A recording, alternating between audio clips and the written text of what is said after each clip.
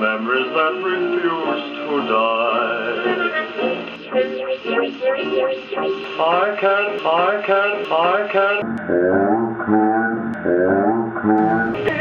the music from my freedom when I remember how to love this song.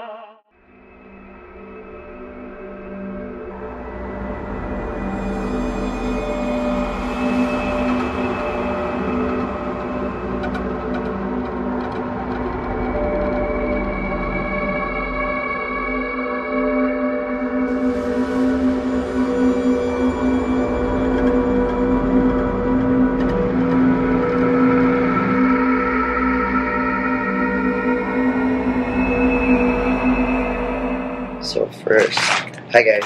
So first, ang gagawin ko muna is mag-clean muna ako ng face kasi marami. To make sure that it's clean. Meron akong latex na ito, ganito, na ginawa. And then, you can just look at it in the internet. Meron tayo sa internet nito on how to do latex. Use prosthetic using latex. Also, meron din akong mata na gawa. Yeah, I don't know if you can see, but this is an eye. Yan, ito yung gagawin ko sa prosthetics. So, ipaprep ko muna yung face ko using Angel Veil. Ito ang gagamitin ko, yung Angel Veil from NYX. And then, I'll just make sure na maganda yung canvas pag ginawa. So, ipaprime ko lang muna siya. Ito, dalawang klase ng video to na gagawin ko. Isang hindi pa naka-ano yung mukha. Hindi pa naka-prosthetics at yung isa naka-prosthetics na. Kinuha ko lang yung contact lens ko kasi kakabit ko na siya kasi mamaya medyo mahihirapan akong pag nagsimula na ako mag-makeup.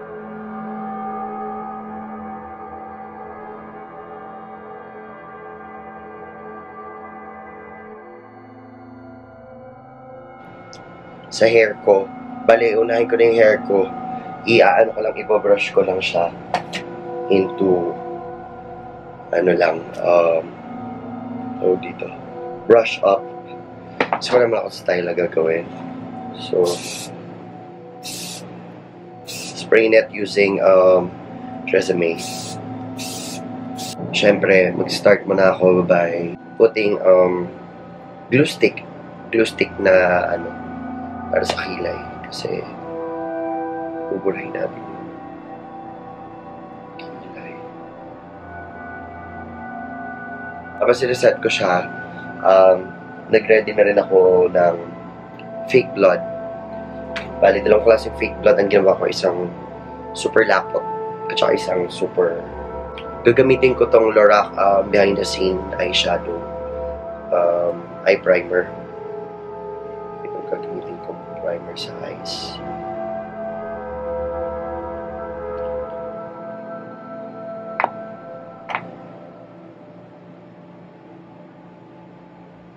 Yeah, so if you feel na wala na siyang wala nang nandyan, matigas na yung sa kilay, then you can use, meron akong ginagamit na prosthetics para ma-cover siya. So gagamit muna ako ng sponge dito sa salamin na to, kasi dito ako magtitimpla. Then make sure na meron kang petroleum jelly, guys, kasi pag wala niyan at nagkabit kayo, tanggal ang kilay.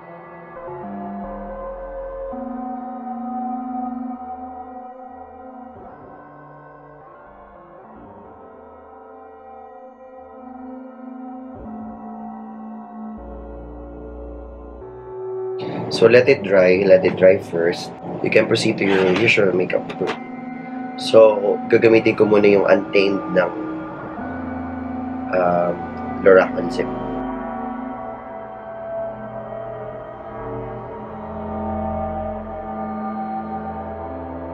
Okay lang kung medyo lagpas-lagpas kayo kasi ito-darken naman natin yun naman yung point yun. Okay. So, okay lang kung medyo lumagpas kayo kasi Halloween naman eh. So, yun. So, ang gagamitin ko naman ngayon is the darker shade. The darkest shade from the Naked 2, which is the Blackout. Yun naman yung gagamitin ko doon sa pinaka-contour ko.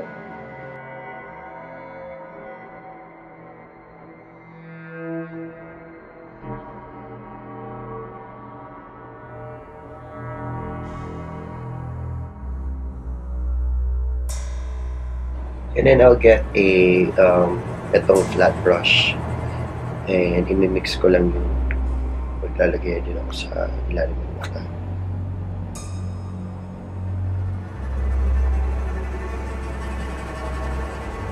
And then get the other shade sa blackout again.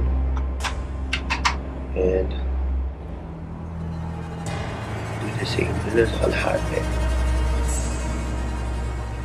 So usually naman, hindi na ako maglalagay ng anything. No? So I'll proceed to my foundation. So ang gagamitin ko is the Warm Beige Tone PYS. So I'm using a damp beauty blender. Ito yung damp beauty blender ko. Usual tone pa rin. So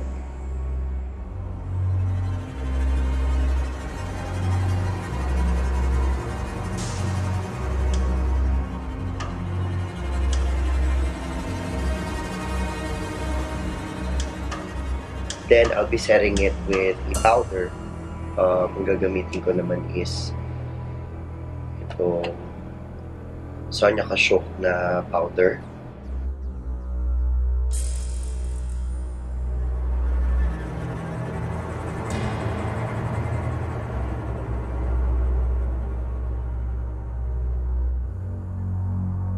Heavy contour tayo today. Contour tayo. So I'll be using the dark tan from NYX na lang instead.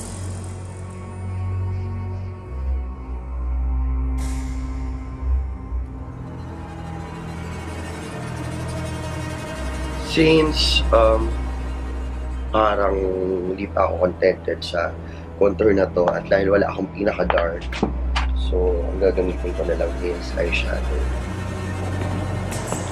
From Naked.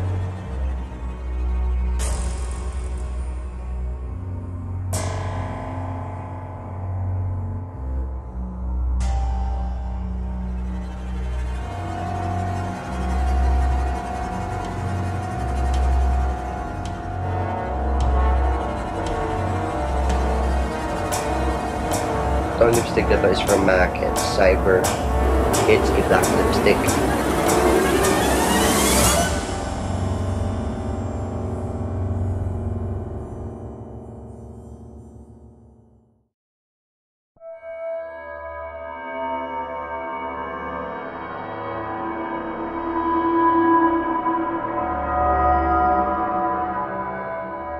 So for our second part of our tutorial, ito na yung gagamitin ko prosthetics and yun, kakabit ko na siya using this fake eye. So first, I'll be putting this eye in the center. So ang gagawin ko muna is kakabit ko muna ng lashes. And I'll be putting that in the center of my forehead.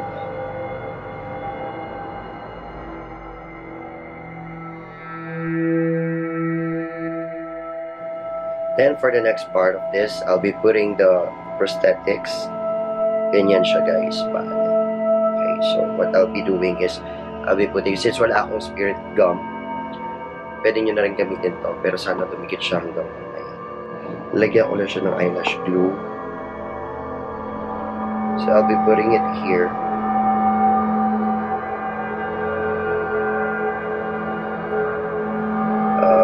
Dadagdagan ko na naman ng prosthetics again. Lalagyan ko yung sides ng petroleum jelly. So mag-latex ulit tayo guys.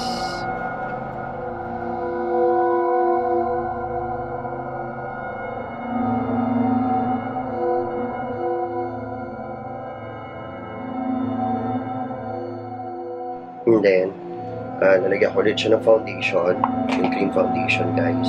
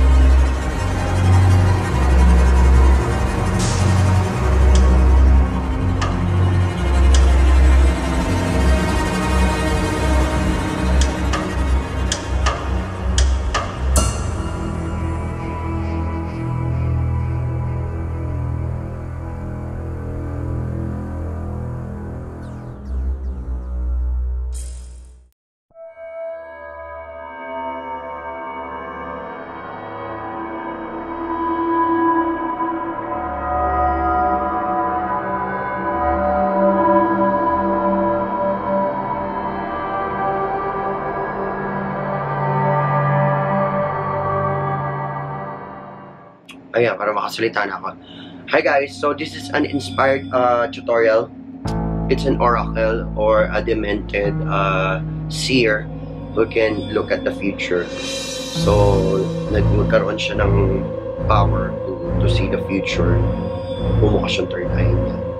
So, yun. Ito yung makeup tutorial na ginawa ko ngayong Halloween. And I hope you guys like this video. And if you like this video, don't forget to give this a thumbs up.